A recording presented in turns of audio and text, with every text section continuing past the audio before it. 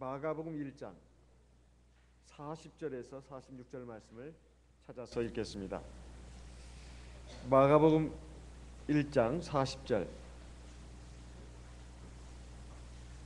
한 문둥병자가 예수께 와서 꿇어 엎드려 간구하여 가로되 원하시면 저를 깨끗게 하실 수 있나이다. 41절. 예수께서 민망히 여기사 손을 내밀어 저에게 대시며 가라사대 내가 원하노니 깨끗함을 받으라 하신대 곧 문둥병이 그 사람에게서 떠나가고 깨끗하여진지라. 엄히 경계하사 곧 보내시며 가라사대 삼가 아무에게 아무 말도 하지 말고 가서 네 몸을 제사장에게 보이고 내 깨끗게 됨을 인하여 모세에 명한 것을 드려 저희에게 증거하라 하셨더니 그러나 그 사람이 나가서 이 일을 많이 전파하여 널리 퍼지게 하니 그러므로 예수께서 다시는 드러나게 동네에 들어가지 못하시고 오직 바깥 한적한 곳에 계셨으나 사방에서 그에게로 나오더라.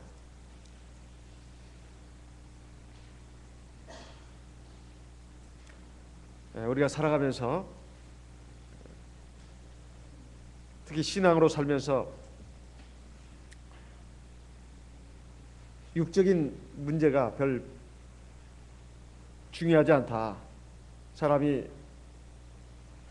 믿음을 가지고 잘 살아서 하나님 앞에 나아가서 구원을 받는다면 그것이 바로 우리가 믿는 목적이고 육신적인 것은 그렇게 중요하지 않다.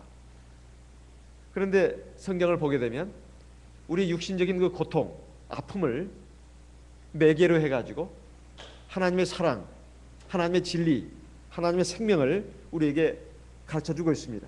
그리고 보다 중요한 것이 뭔가, 보다 값어치 있는 것이 뭔가, 그것으로 나아갈 수 있도록 인도해 주셨습니다.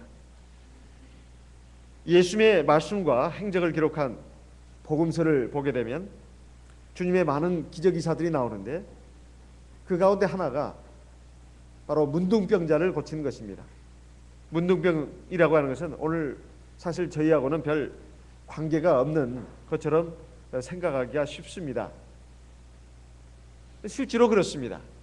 우리 가운데 뭐 문둥병자를 볼 수 있는 것도 아니고 저 전라남도 한 섬 그 소록도에나 가야 그 나환자들을 볼 수 있다고 하고 그 외에도 나환자, 즉 문둥병자를 따로 모아가지고 치료를 하는 그런 시설이 있는 걸로 알고 있습니다.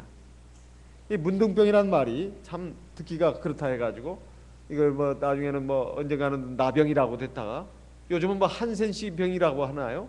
이렇게 말하고 있는데 사실 그 말만 들어도 마음이 좋지 않고 기분도 좋지 않습니다.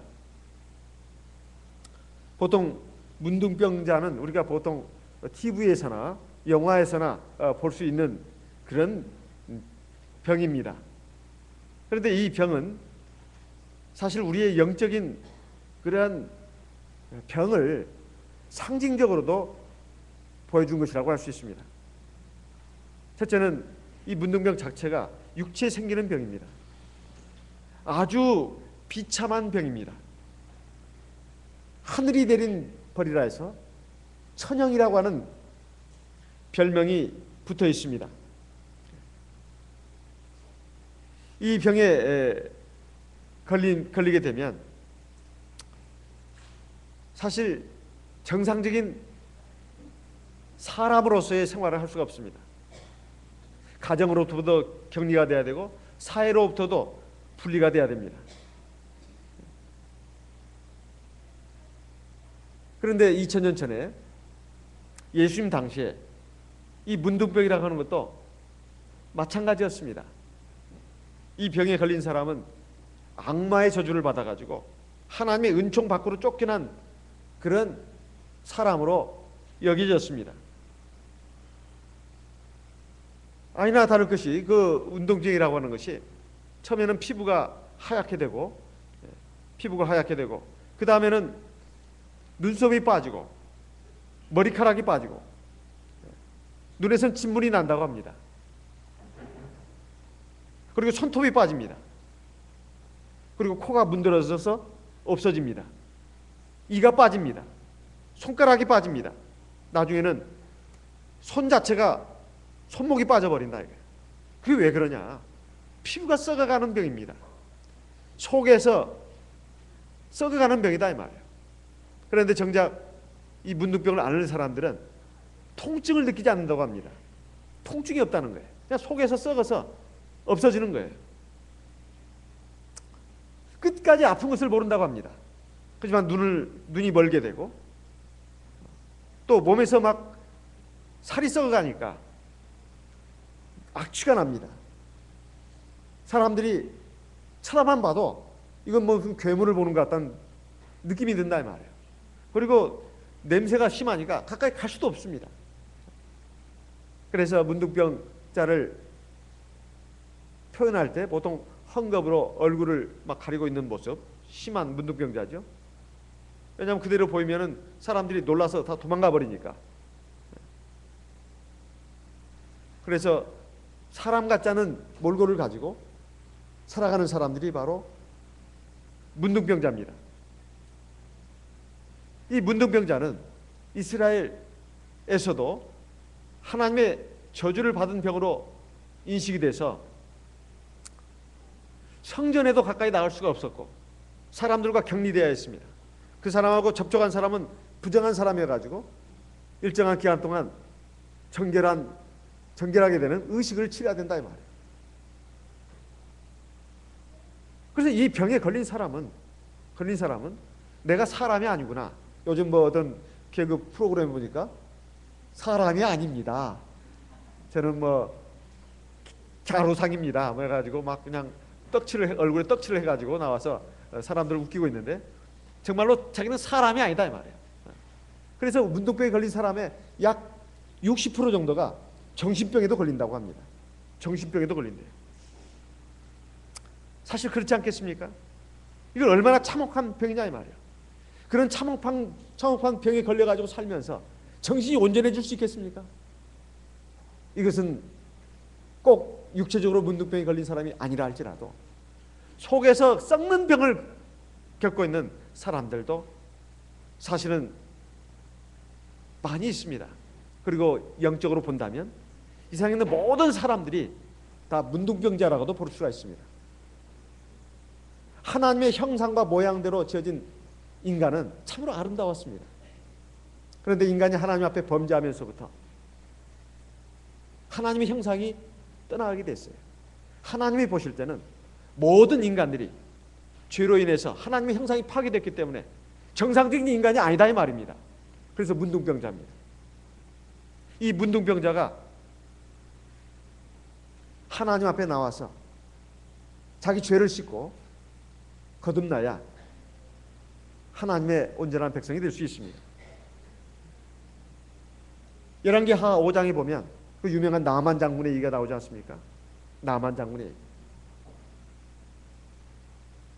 그가 하나님의 선지자에게 나와서 자기 병을 고치려고 했을 때 하나님의 선지자는 그게 뭐라고 했습니까?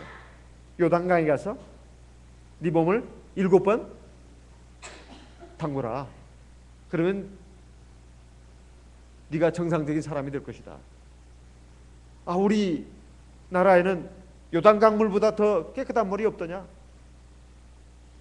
그러면서 분기탱천해가지고 막 돌아서려고 그러는데 종이 막 말리지 않았습니까?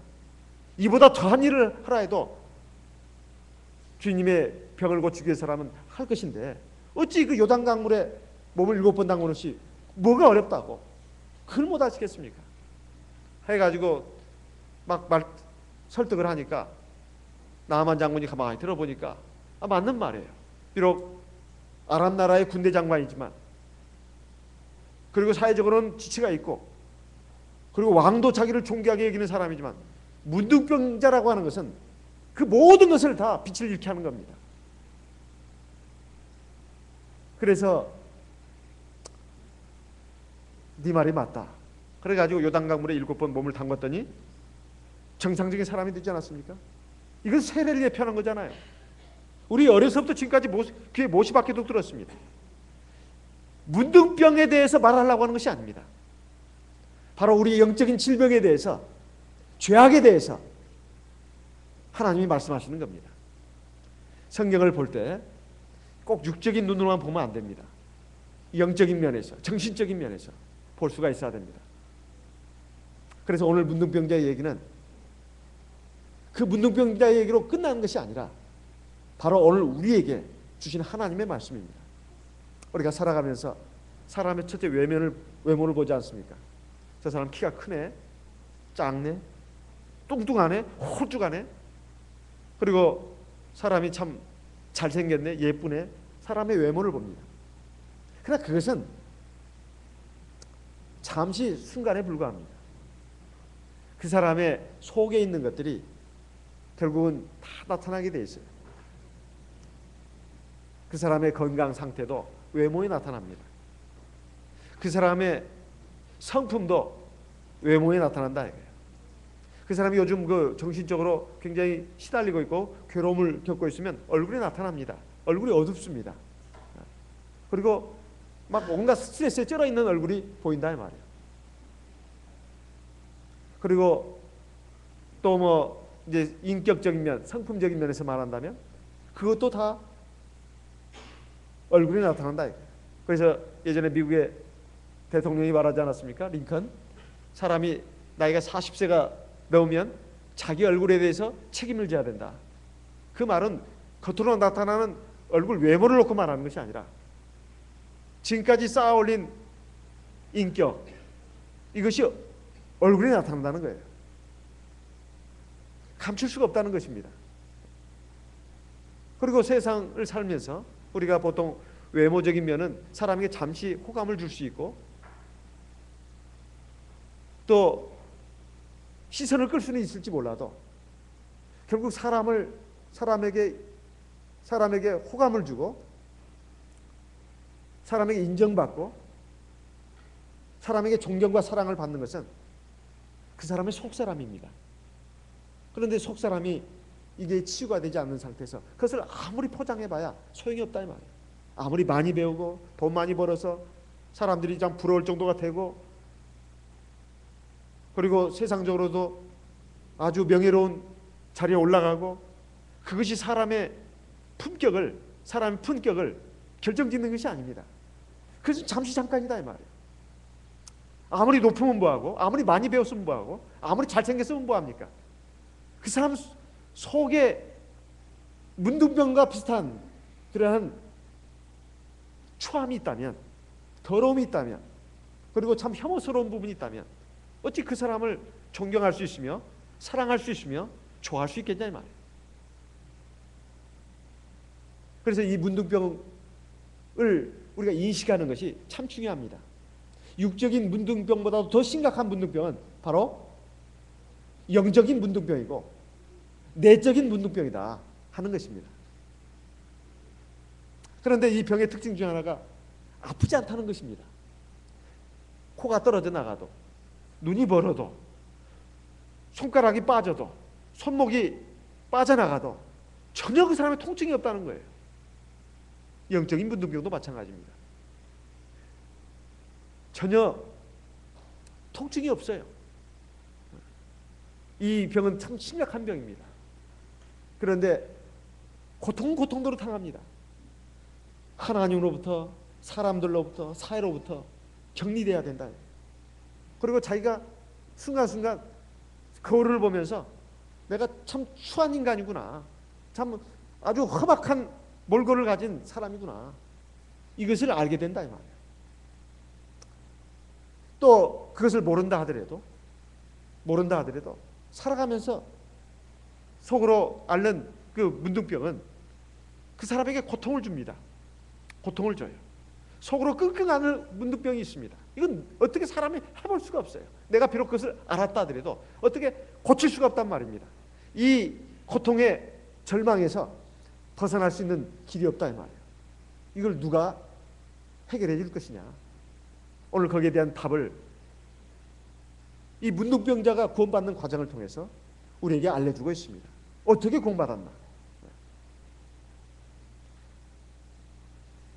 우리나라가 지금 성형 천국이라고 하지 않습니까? 세계 각국에서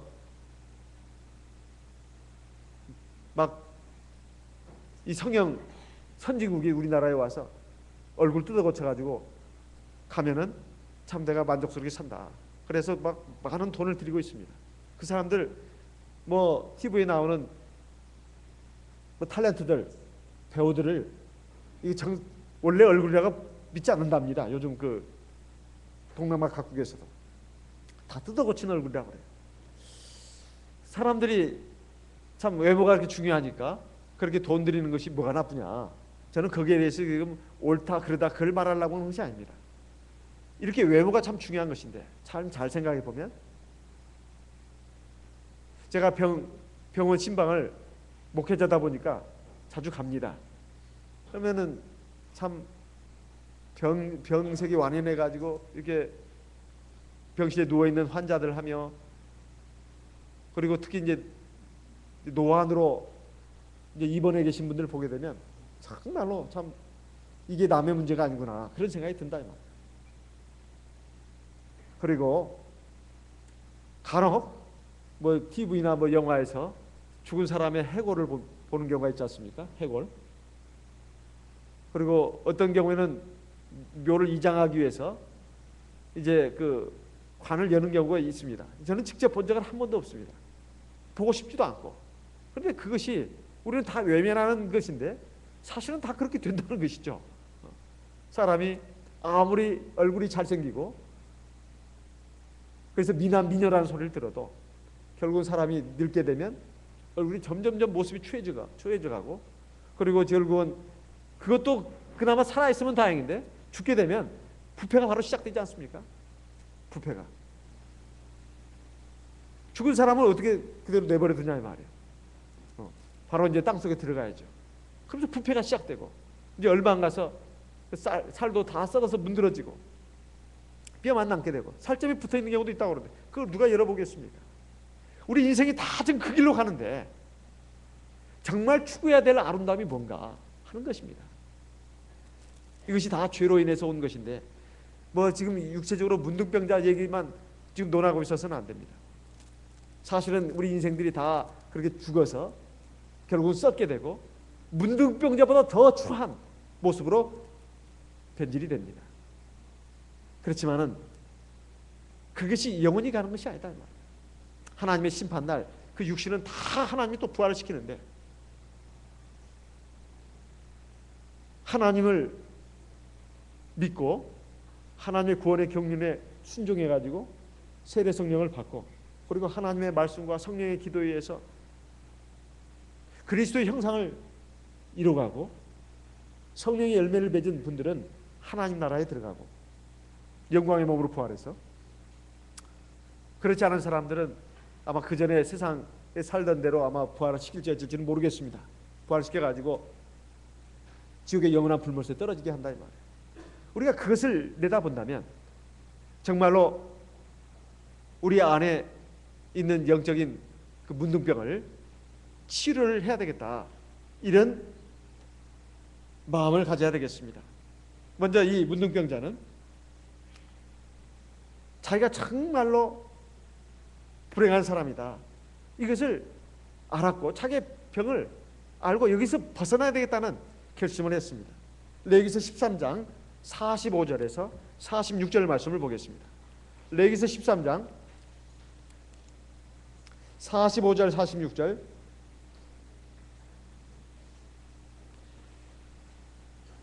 레위기 13장 45절. 문둥병자는 옷을 찢고 머리를 풀며 윗입술을 가리우고 외치기를 부정하다 부정하다 할 것이요 병이 있는 날 동안은 늘 부정할 것이라. 그가 부정한즉 혼자 살되 짐밖에 살지니라. 세상에 병을 가진 사람들이 굉장히 많이 있는데 왜 성경에서 이 문둥병을 특별히 거론하고 있는가? 그리고 여기에 대한 처리 방법을 제시하고 있는가? 계속 말씀드리지만 이것은 우리의 육적인 문둥병을 넘어서서 죄로 인해서 걸린 영적인 문둥병을 놓고 하나님께서 우리에게 말씀하시는 것이다 하는 겁니다. 그래서 이 사람이 먼저 예수님에 대한 소문을 들었기 때문에 예수님께 나왔을 겁니다. 예나 지금이나 문둥병자는 격리돼서 생활했다고 했습니다. 격리되면은 문둥병자들끼리만 사는 겁니다. 그럼 어떻게 예수에 관한 소문을 들었을까요? 옛날에는 지금과 달라가지고 문둥병자들은 가족들이 먹을 것을 보내줘야 합니다. 그래가지고 어떤 굴에 있으면 그 앞에 놓고 가고, 그리고 어떤 구덩이에 있으면 위에서부터 술에 뭡니까? 둘에 그릇에다 담아가지고 줄을 매달아서 또 내려줍니다. 이것이 문둥병자가 생활하는 그런 모습이었어요. 이 사람들이 어떻게 주님을 알 수가 있었을까요? 분명히 자기 가족을 통해서 또는 자기를 도와주는 친지를 통해서 소식을 들었을 겁니다. 바깥 소식을 그렇게 접했을 거란 말이에요. 그러니까 내가 이분을 만나야 되겠고 이분을 꼭 찾아가야 되겠다. 그래야 내가 구원 얻는다. 그런 생각을 가졌습니다. 그런데 마태복음 8장에 보게 되면 많은 무리들이 예수님께 나왔다고 되어 있습니다. 마태복음 8장을 보겠습니다. 마태복음 8장 1절, 예수께서 산에서 내려오시니 허다한 무리가 좇으니라. 2절, 한 문둥병자가 나와 절하고 가로되 주여 원하시면 저를 깨끗게 하실 수 있나이다. 많은 무리들 가운데서 섞여가지고 왔다 이 말이에요. 자, 이걸 우리가 그냥 가볍게 볼 일이 아닙니다. 많은 무리들이 섞여서 왔는데 사실 사람들이 네가 왜 여기에 나타나느냐 하면서 막 뭐라고 하지 않겠습니까? 네가 사람이냐? 어디서 빨리 꺼져라고 막 소리칠 것이고, 사실 그 당시에 유대교의 율법사에서는 문둥병 자신이 정상적인 사람한테 나는 문둥병자니까 오지 말라고 손을 흔들어야 된다고 했습니다. 그런데 많은 사람들하고 껴가지고 왔다고 하는 것은 사람들의 시선을 아랑곳하지 않았다는 것입니다.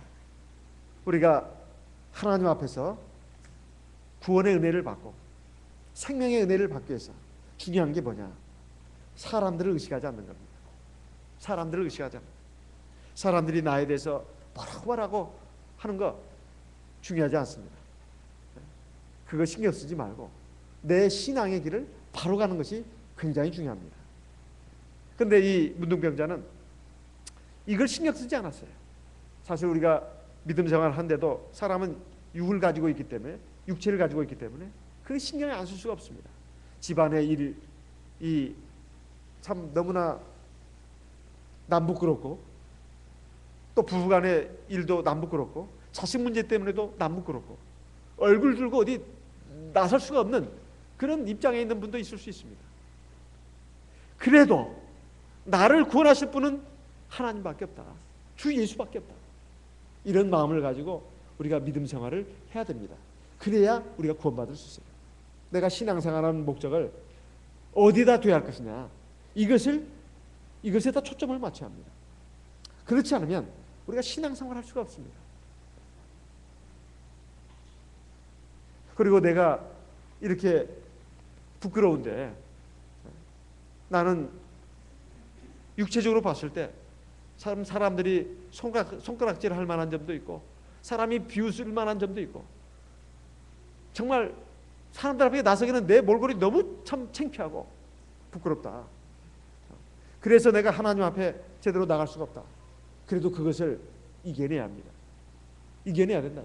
그걸 이겨내는 것은 믿음입니다. 내가 하나님 앞에 나가서 구원받는다. 이것이 내 삶의 목적이고 내 신앙의 목적이다. 이런 사람이 하나님 앞에 구원을 받을 수 있습니다. 이 문둥병자의 믿음은 바로 여기에서부터 있었던 겁니다. 첫째는 하나님의 말씀을 들었어요. 그러니까 예수에 관한 소문을 들었습니다. 그래서 듣는다는 것이 얼마나 중요한가. 우리가 믿음 그러지만은 꼭 밥 먹는 것과 똑같습니다. 무수히 들었겠지만 우리가 아무리 건강해도 밥을 제때 챙겨 먹지 않으면 몸이 약해지게 돼 있어요. 몸이 약해지게 돼 있습니다. 그리고 병들게 돼 있어요. 믿음도 마찬가지입니다. 하나님의 말씀을 규칙적으로 먹지 않으면, 때를 따라 맞춰서 먹지 않으면 우리 몸에 병이 들게 돼 있습니다. 우리 영혼에 병이 들게 돼 있어요. 그래서 믿음이라고 하는 것은 들으면서 난다고 하지 않습니까? 우리가 잘 들어서 알고 있는 말씀입니다. 그래서 말씀을 듣는 것을 사실 귀하게 생각해야 합니다.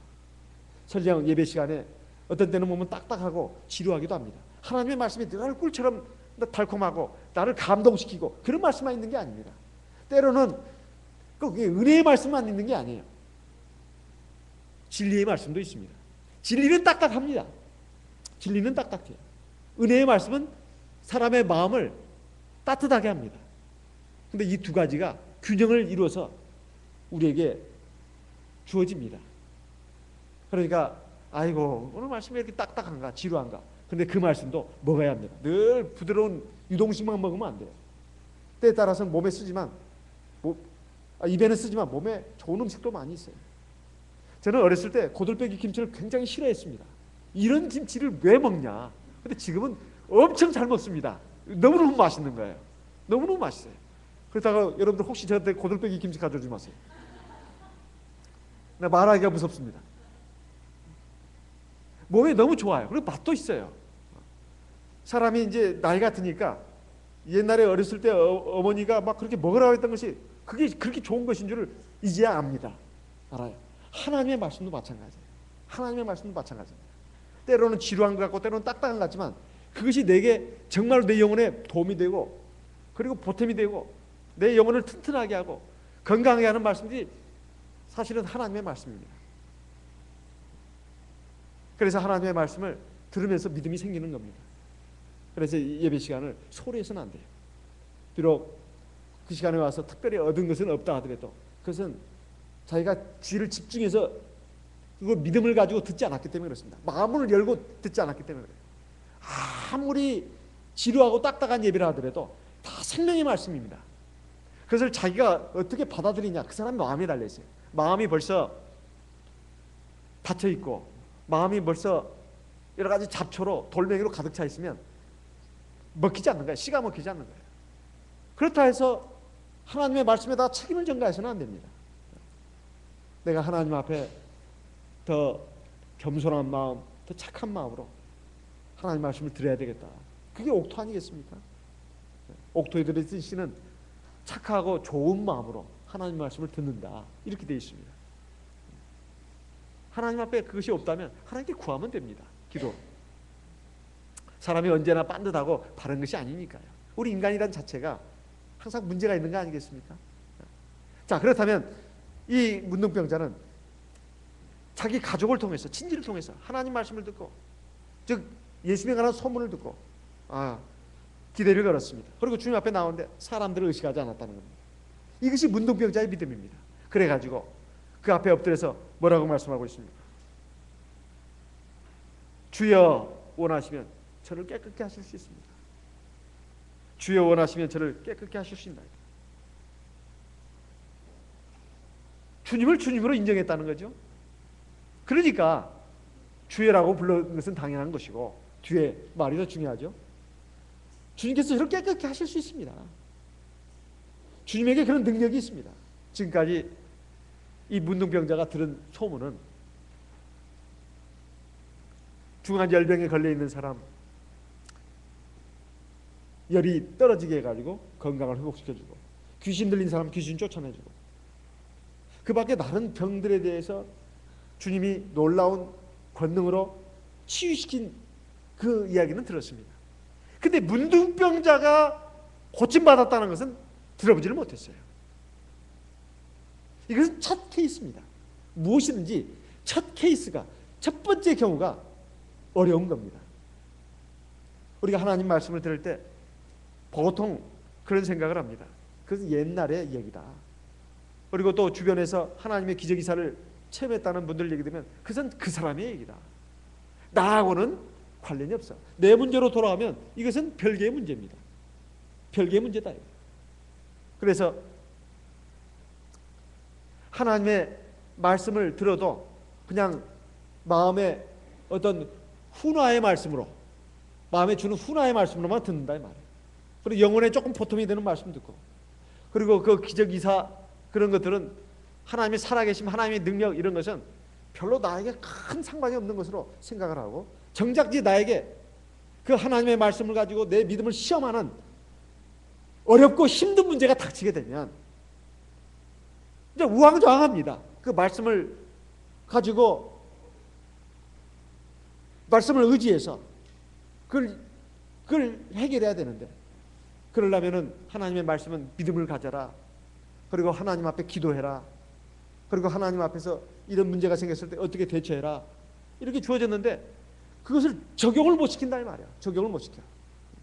이게 하나님의 말씀 따로, 나의 경우 따로, 이렇게 따로 국박이 된다 이 말이야. 따로 국박. 그래서는 안 된다는 것입니다. 이 문둥병자는 지금까지 문둥병을 고친 일이 없었습니다. 전혀 다른 자기만의 문제입니다. 그리고 지금 절망적인 문제예요. 이것은 하나님도 못 고쳐. 이런 식의 문제다 이 말이에요. 그런데 그 문제를 가지고 살아계신 하나님, 주 예수 그리스도에게 나왔습니다. 이것이 바로 저와 여러분의 문제입니다. 우리가 옛날 하나님 앞에 기도해가지고 어떤 문제를 해결했어도 또 다른 문제가 닥치면 이건 또 새로운 문제입니다. 그래서 그때마다 그냥 절망하고 답답해하고 불안해하고 걱정을 한다 이 말이에요. 땅이 꺼지게 한숨을 쉽니다. 그러지 말고 이 문제는 과거에 하나님이 나에게 베풀어 주셨던 은혜, 기적, 그리고 성경에 나타난 기적, 또 다른 사람에게 임한 하나님의 역사, 능력, 이것을 토대로 해가지고 이 문제를 해결하는 대로 나가야 됩니다. 그걸 적용시켜야 된다 이 말이에요. 그래서 주님 앞에 나와서 주님, 이 문제를 해결해 줄 수 있습니다. 주님밖에는 해결해 줄 수 없습니다. 그래서 주님 앞에 기도를 해야 된다 이 말이에요. 그런데 중요한 것은 이 사람이 그 말만 한 게 아닙니다. 주님께서 원하시면 이것이 들어있습니다. 주님께서 원하시면. 우리는 보통 기도를 할 때 두 가지 면에서 잘못된 경우가 있습니다. 첫째는 기도하지 않습니다. 기도를 해도 그렇게 믿음을 가지고 간절히 기도하지 않아요. 주님 앞에 내놓지 않는다 말이에요. 이게 첫 번째 문제고, 두 번째는 내놓는다 하더라도 막 자기 말만 합니다. 자기 말만 해요. 무조건 해달라고 그냥 들이밀기식이에요. 떼쓰는 식입니다. 그런데 기도 안 하는 사람보다는 훨씬 낫습니다. 훨씬 나아요. 하지만 그렇게 돼서는 안 된다는 것입니다. 주님의 뜻이 어디 있는지 우리가 그걸 생각해야 되지 않습니까? 내가 이렇게 간절히 구하는 것도 주님의 뜻이 아닐 수도 있습니다. 주님의 뜻은 더 높은 데 있을 수도 있다 말이에요. 주님의 뜻은 다른 데 있을 수도 있습니다. 그래서 이 문둥병자가 사실은 자기로서는 꼭 들어주셔야 될 소원입니다. 그렇지 않습니까? 그리고 보통 사람들이 문둥병을 내가 사냐 이 말이에요. 이건 사람이 아닙니다. 인간이 아니다 이 말이에요. 보통 사람들이 다 누리고 사는 인간적인 삶을 이 사람은 누릴 수가 없다 이 말이에요. 인간적인 대우를 받을 수가 없습니다. 그러면 하나님께 구한다는 거 하는 것이 무리한 요구도 아닙니다. 그런데도 이 문둥병자는 주님이 원하시면 저를 깨끗이 하실 수 있습니다. 이 말을 했습니다. 우리가 배워야 할 점이 바로 이 부분입니다. 내가 살아가면서 말로 닿을 수 없는 고통과 어떤 어려운 문제를 안고 참 신음할 때가 있습니다. 이 문제를 해결해 달라고 그렇게 기도를 해도 하나님이 안 들어주는 경우가 있어요. 바울 사도도 마찬가지 아닙니까? 고린도 후서 12장인가요? 거기서 보게 되면 자기 몸에 육체 가시, 사단의 사자가 있어가지고 그것 때문에 늘 고통을 겪어가지고 하나님 앞에 그걸 놓고 3번이나 기도했다고 하지 않습니까? 그런데 하나님의 응답이 내 은혜가 네게 족하다. 이는 내 능력이 약한 데서 온전해집니다. 그 말을 듣고 하나님 앞에 감사하고 기뻐했다고. 하나님의 능력이, 하나님의 역사가 자기를 통해서 많이 나타나는데 정작 자기 자신은 불치의 병을 앓고 있었다 이 말이에요. 그래서 너무 괴로워가지고 그걸 놓고 하나님께 3번이나 기도했더니 하나님의 응답이 내 은혜가 너한테 충분하다 이렇게 말했습니다. 그래서 하나님의 뜻이 무엇인 줄 알고 그때부터는 자기 약한 거, 자기의 가난한 것, 자기의 곤고한 것에 대해서 기뻐하고 감사했다고 하지 않습니까? 이는 하나님의 능력이 자기와 항상 함께하기 위해서 우리가 하나님 나라에 가기까지 육체를 가지고 이 인생을 살면서 내가 져야 될 십자가도 있습니다. 내가 져야 될 십자가도 있어요. 그 십자가는 내 육체적인 한계일 수도 있고 여러 가지 어려움일 수도 있습니다.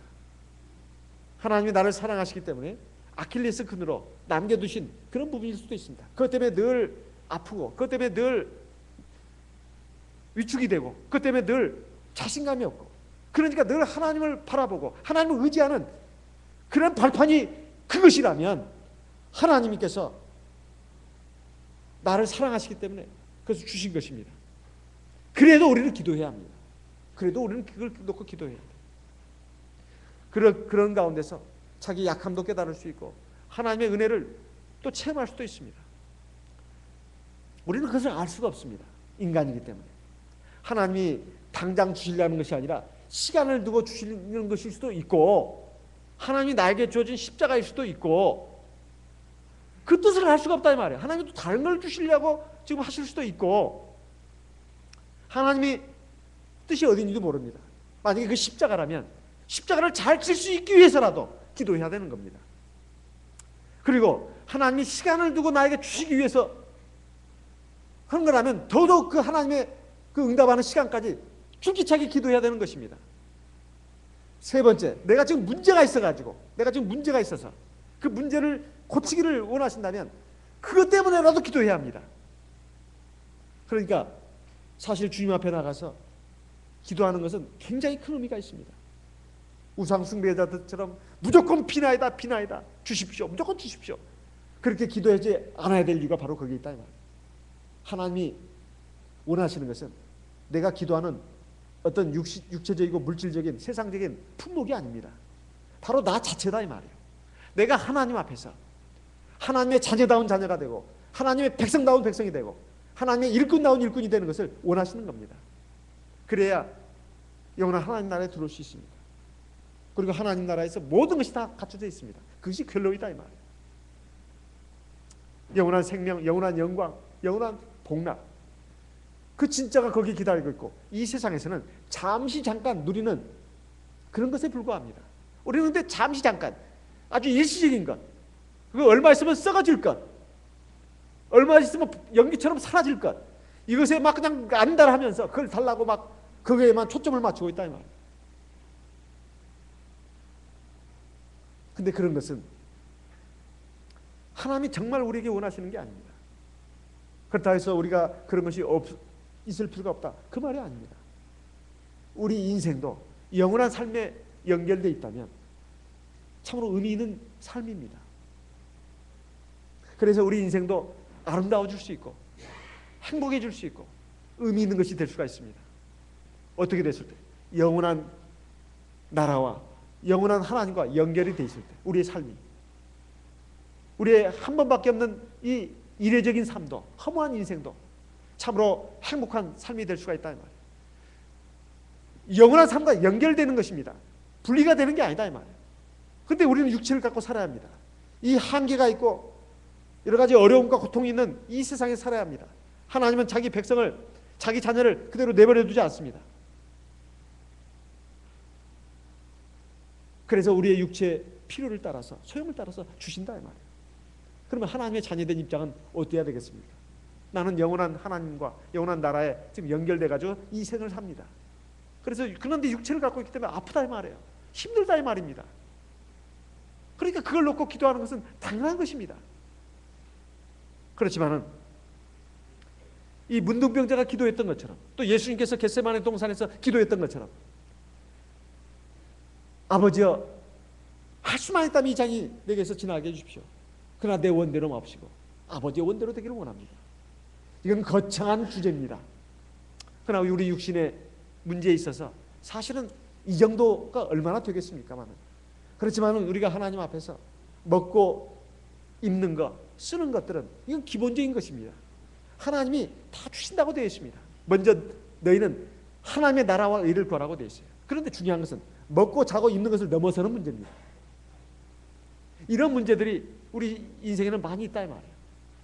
근데 우리가 생각하는 먹고 입고 쓰는 문제하고 하나님이 보는 거하고는 좀 다릅니다. 우리가 먹는 것도 그렇지 않습니까? 입는 것도 그러잖아요. 우리는 어느 정도가 돼야 만족을 한다고 말합니다. 근데 그런 문제까지도 하나님은 너그러운 사랑으로 다 보신다 말이에요. 우리는 적어도 몇십 년 살 것이 다 준비가 돼 있어야 합니다. 노후도 참 준비가 돼 있어야 된다. 그런데 주님은 말씀하십니다. 걱정하지 마라. 공중에 나는 살을 봐라. 그거 다 하나님 먹이시고 기르신다. 그럼 먹는 것만 해결되는 게 아니에요. 해결되면 만족되는 게 아닙니다. 인간답게 품위 있게 살아야 된다. 그것이 옷 아닙니까? 옷. 품위 있게 사는 드레핀 백합화를 봐라. 오늘 있다가 내일 아궁에 던져주는 들불도 하나님이 이렇게 입히신다. 아름답게 입히신다. 하나님은 정말 신미주의자입니다. 우리가 아름답다고 느끼는 것, 멋있다고 느끼는 것, 폼나다고 느끼는 것도 다 하나님의 속성을 우리가 닮은 겁니다. 하나님은 그래서 아신다 이 말이에요. 너희들이 그래도 먹고 사는 문제가 걱정이 없어야 되지, 그리고 폼나게 살아야 되지, 사람들에게 손가락질 안 받고 사람들이 인정해주는 그것을 꽃으로 비유한 겁니다. 이거 걱정하지 마라. 거기에다 초점 맞추지 말고 먼저 하나님의 나라와 의를 구해라. 이렇게 말씀하는 겁니다. 그래서 우리가 기도할 때 아무리 어렵고 힘든 문제라 할지라도 주님이 고쳐줄 수 있고 해결할 수 있다는 믿음을 가지고 주님 앞에 내놓아야 한다. 첫 번째. 두 번째, 주님이 원하시면, 주님이 허락하신다면 해줄 수 있다. 여기다 믿음을 가져야 합니다. 주님의 뜻, 주님의 원함, 이것이 무엇인가, 여기에도 관심을 가져야 된다는 것입니다. 여기에다도 관심을 가져야 돼요. 내가 오늘 살다가 내일 죽는 것이 하나님의 뜻이라면 그것도 달게 받아야 합니다. 그것도 달게 받아야 된다. 내가 이런 일을 계획하더라도 이것이 하나님이 틀어지게 할 수도 있습니다. 그것도 하나님의 뜻으로 받아들여야 된다. 하나님의 더 큰 뜻이 있다는 것을 믿어야 합니다. 더 좋은 뜻이, 더 완전한 뜻이 있다는 걸 믿어야 된다 이 말이에요. 그런데 우리는 우리의 욕심, 우리의 욕망, 이걸 가지고 하나님 앞에 밀어붙이식으로 나가는 경우도 많이 있습니다. 그래서는 안 된다는 거예요. 주님은 이 문둥병자에 대해서 어떻게 반응을 보이셨습니까? 민망히 여기셨다고 나옵니다. 민망히 여겼다는 것은 애끓는 단장으로 불쌍히 보셨다는 뜻입니다. 생각해 보세요. 문둥병자 그 자체를 보는 것만 해도 얼마나 처참한 몰골입니까? 그런데도 생명의 주님께로 나온 이 사람을 보니 얼마나 참 가엾냐 이 말이에요.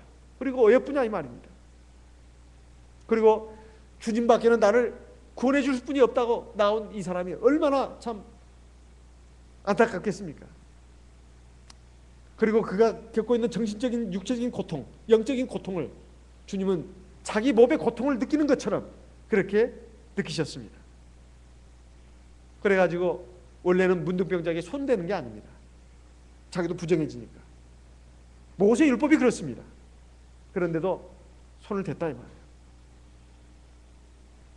접촉한 자는 뭐 일주일인가 정결례를 거쳐야 되지 않습니까? 손을 대셨습니다. 이 만짐, 접촉을 통해서 그 사람을 치유해 줬어요. 주님은 말씀으로도 얼마든지 치료할 수 있습니다. 왜? 그는 전지전능하신 하나님이시니까. 근데 접촉을 했다 이 말이에요. 우리가 사람을 구원하는 데 있어서 꼭 말씀만 가지고 되는 건 아닙니다. 접촉이 있어야 돼요. 접촉이 있어야 합니다. 우리가 내 가족, 그리고 내 이웃, 사랑의 접촉이 있어야 돼요. 그렇지 않고서는 구원의 역사가, 생명의 역사가 일어날 수가 없습니다. 내가 내 가족, 내 친지, 내 이웃을 하나님 생명 앞으로 인도하려면, 또 하나님의 생명이 그에게 임하게 하려면 주님의 마음을 가지고, 주님의 사랑의 마음을 가지고 접촉을 해야 합니다. 사람은 느낍니다. 이 사람이 나를 따뜻하게 대해주는구나, 나를 만져주는구나, 참 고맙게 생각합니다. 그래서 우리가 안식일에도 악수도 하잖아요. 악수도 하잖아요.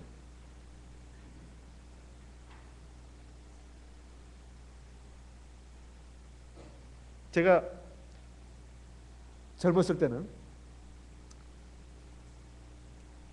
젊은 여자분들하고는 악수를 안 했습니다. 왜냐하면 저는 괜찮은데 혹시 그분이 좀 문제가 생길까 봐. 근데 지금은 이제 제가 나이가 들어가지고 악수를 해도 괜찮다고 이게 생각을 해서 대전에서부터는 이제 다 악수를 다 합니다. 근데 이제 간혹 보면은 조금 좀 부담을 느끼는 분도 있는 것 같아요. 그러면 뭐 할 수 없죠. 그럼 어쩔 수 없다. 악수를 해도 뭐 주의 종으로서 악수하는 것이죠. 다른 뜻이 없습니다. 하지만 또 상대방이 부담을 느끼면 안 하죠. 하지만 이제 악수를 하면서 다 우리 하나님의 안에서 형제자매다, 그런 그 느낌을 받습니다. 형제자매. 제 집사람은 악수를 잘 안 하려고 합니다. 그래서 언제나 한번 악수를 한번 하기도 했는데요. 자, 어쨌든 이렇게 손을 잡고 접촉하는 것이 굉장히 중요하다. 꼭 손을 잡아라는 것이 악수라는 것이 아니라 사랑의 접촉이 있어야 된다는 것입니다. 사랑의 접촉이. 그것은 내가 상대방에게 따뜻한 인사, 그리고 또 내가 할 수가 있다면은 또 도와주기도 하고, 또 차도 같이 마시고 같이 음식도 먹고, 이런 것들이 다 사랑의 접촉입니다. 우리가 안식일에 이 애찬을 하는 것도 다 그런 거 아니겠습니까? 그래서 애찬이라고 하잖아요. 애찬이 뭐예요? 애들이 먹는 음식이 아니고 뭐예요? 사랑의 식사가 아닙니까? 사랑의 식사.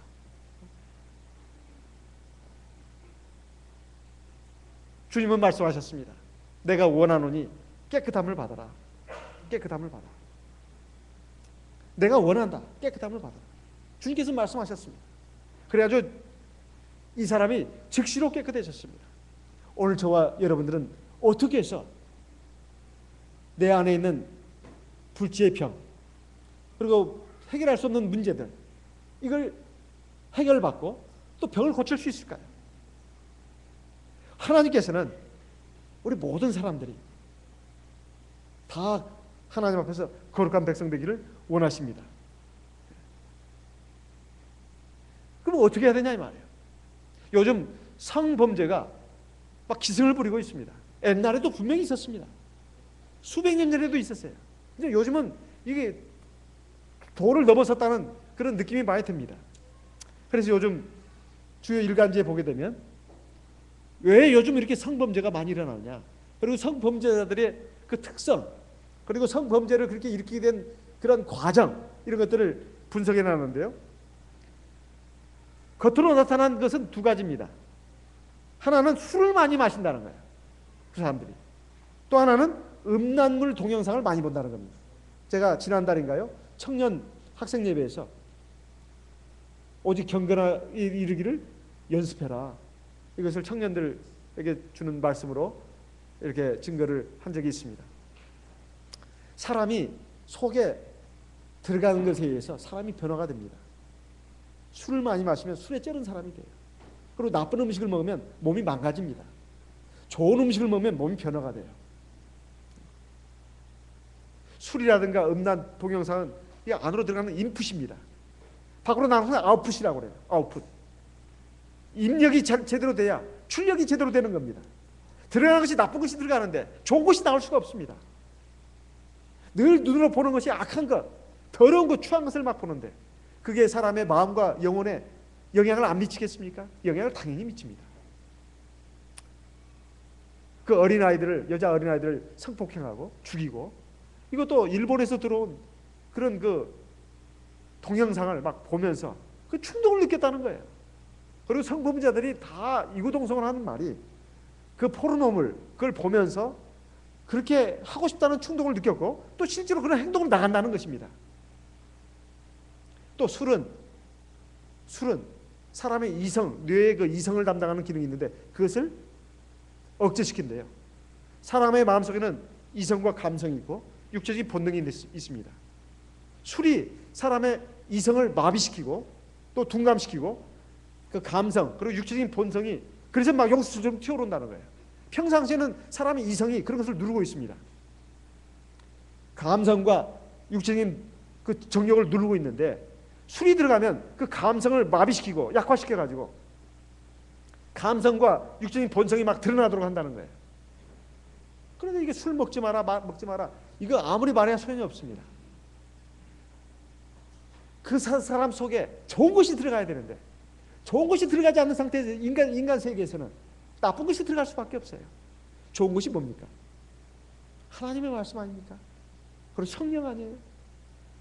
우리가 지금 교회 생활을 하는 것이 사실은 세상에서 엿새 동안 살다가 이게 들어옵니다. 세상에 참 죄 가운데 살아가는 많은 사람들, 이런 것도 육체적인 일들 또는 세상적인 일들 많이 하고 우리가 오는데, 그런 가운데 우리가 알게 모르게 세상적인 것들이, 좁지 못한 것들이 막 들어옵니다. 들어온다 이 말이에요. 그것만 보고 있으면 자기도 모르게 동화가 되는 겁니다. 롯의 두 딸들이 어찌 아버지를 통해서 자식을 번성시켜야 되겠다는 그런 생각이 일어났을까요? 롯은 소돔 사람들의 그 악한 모습들을 보면서 마음이 상했다고, 의로운 심령이 상했다고 이 성경에 보면 그렇게 나와 있습니다. 물론 가정교육을 철저히 시켰겠죠. 그런데 롯의 두 딸들이 늘 보고 듣는 것이 그런 것들입니다. 그러니까 소돔과 고모라 성이 하나님이 내린 유황불에 의해서 멸망이 당했다 하더라도 두 딸들과 함께 산속에 들어갔는데 두 딸들이 어떻게 그런 생각을 할 수 있냐 이 말이에요. 늘 보고 듣는 것이 그런 겁니다. 사람이 보고 듣는 것이 얼마나 중요한가, 그게 참 중요한 것을 알 수가 있습니다. 여러분, 그래서 지금 죄악이 관영해 가고 악한 세상으로 가는 이 시대에 계속 하나님의 백성들에게 하나님 말씀 더 많이 읽어야 되고 예배 많이 참석해야 되고 기도 많이 하라는 것이, 여러분들이 그렇게 신경질 나고 그렇게 거추장스럽고 그냥 여러분들 막 그냥 억압하는 그런 말씀으로만 들리십니까? 그게 아닙니다. 우리가 신앙생활하는 목적은 하나님 나라에 가기 위해서입니다. 하나님 나라 가려면 그냥 가는 게 아니다 이 말입니다. 하나님 앞에 거룩한 백성이 되어야 합니다. 어떻게 해야 거룩한 백성이 될 수 있을까요? 왜 하나님이 우리에게 거룩한 것을 요구하십니까? 고린도후서 7장 1절 말씀을 보겠습니다. 고린도후서 7장 1절. 고린도후서 7장 1절 같이 읽어보겠습니다. 고린도후서 7장 1절 같이 읽겠습니다. 그런즉 사랑하는 자들아, 이 약속을 가진 우리가 하나님을 두려워하는 가운데서 거룩함을 온전히 이루어 육과 영의 온갖 더러운 것에서 자신을 깨끗게 하자. 여기에 이러한 약속이라고 하는 것은 6장의 마지막 절, 내가 너희를 영접하여 나는 너희에게 아버지가 되고 너희는 내게 자녀가 되리라, 전능하신 주의 말씀이니라 하셨느니라. 이 약속, 이것이 계시록 21장에도 기록되어 있습니다. 우리를 완전한 하나님의 자녀로, 하나님 백성으로 삼아주신 날은 우리가 저 하늘나라에 있는 새 예루살렘 성에 들어갈 때입니다. 그런 약속을 가진 우리들이 어떻게 할 것이냐, 하나님을 두려워하는 가운데서 거룩함을 온전히 이루어야 된다. 그리고 육과 영의 온갖 더러운 것을 사실 깨끗하게 해야 합니다. 그래야 들어갈 수 있다 말이에요. 그러려면 어떻게 해야 되겠습니까? 그러려면 어떻게 해야 되겠어요? 하나님의 말씀, 진리의 말씀, 의의 말씀으로 우리가 늘 먹어야 합니다. 맨날 좋지 못한 것만 보고 듣고 그래서는 안 되는 것입니다. 두 번째는 성령의 기도를 많이 해야 합니다. 성령의 기도를 많이 해야 돼요. 그래서 하나님의 말씀 아니고라도, 하나님 말씀이 아니고라도 세상의 인문 고전 좋은 책들을 많이 읽은 사람은 확실히 달라요. 이게 말을 해보면은 사람에게서 어떤 인격의 품위가 느껴집니다. 요즘 그분이 대통령이 될지 안 될지 모르겠지만은 어려서부터 그냥 책을 그렇게 많이 읽었다네요. 그러다 보니까 그분이 쓴 책을 이렇게 보게 되면 저보다 나이가 지금 몇 살 더 어린데 참 놀랬습니다. 어떻게 이렇게 이런 것까지 생각을 하나. 그 사람의 그 정신 세계가 상당히 깊이가 폭이 넓구나.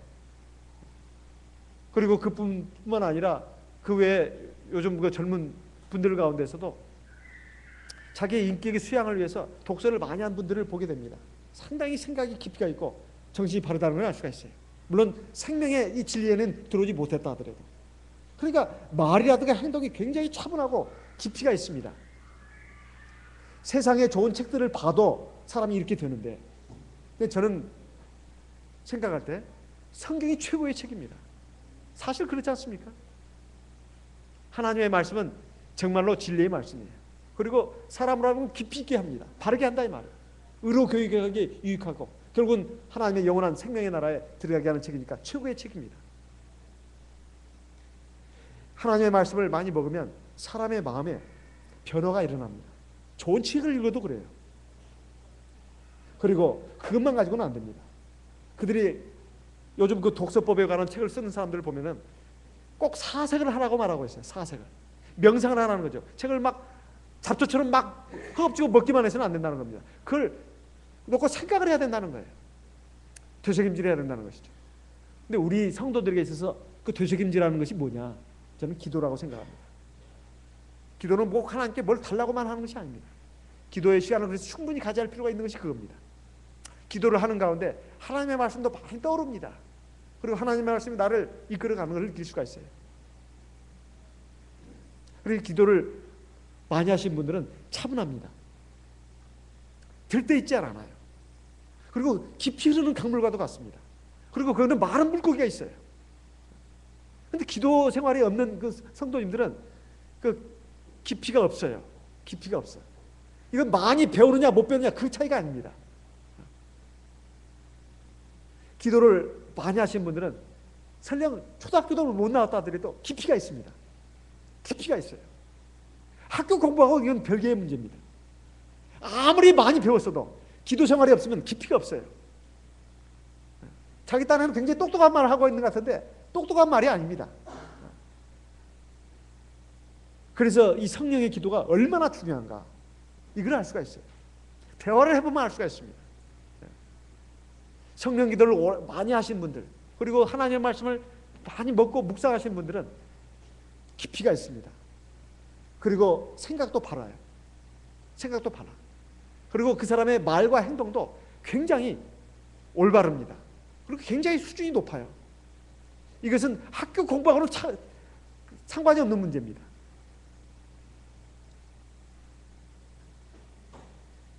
그래야만 우리가 하나님의 온전한 백성으로 변화가 되고 바꿔줄 수 있습니다. 갈라디아서 4장 19절에 보면 형제들아 내가 너희를 위하여 내 속에 그리스도의 형상이 이르게까지 내가 해산하는 수고를 한다. 이것은 전도자 입장에서 하는 말입니다.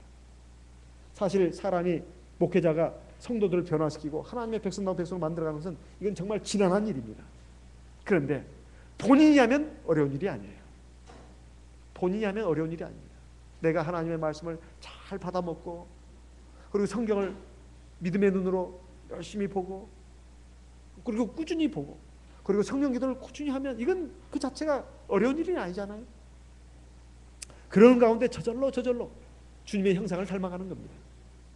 우리의 겉사람은 후패하나 우리의 속은 날로 새롭도다. 고린도후서 4장 16절에 있는 말씀입니다. 우리는 몸은 갈수록 늙어가고 병들어가게 돼 있어요.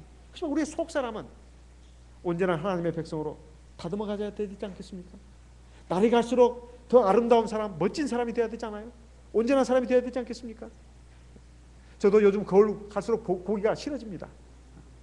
거울 보기가 싫어져요. 아마 갈수록 그럴 겁니다. 이제 10년 전에 10년만 흐르면 10년 전이 더 그래도 보기 좋았는데 제가 젊었을 때 사진을 보면 아유 그래도 이때가 나았네. 아마 10년 흐르고 나서는 지금의 사진을 보면서 아이고 이때가 나았구나 이럴 겁니다. 우리 겉사람은 갈수록 후패져 가는 겁니다. 그렇지만 우리의 속은 날로 아름다운 사람, 멋진 사람으로 변화가 되고 성장이 돼야 합니다. 그래서 그 사람이 믿음이 있어야 합니다. 내가 문둥병자가 주님 앞에 나와서 깨끗함을 온전히 됨을 원했던 것처럼 나도 주님 앞에 이 문제를 놓고 기도를 해야 합니다. 그래야 우리가 하나님 나라에 들어갈 수가 있습니다. 시간 관계상 그에 관한 구절들은 다 들지 못하겠고 설교 요약문으로 대체를 하겠습니다. 다음 주에 한번 보시기 바랍니다. 우리 다 같이 묵도하겠습니다. 할렐루야.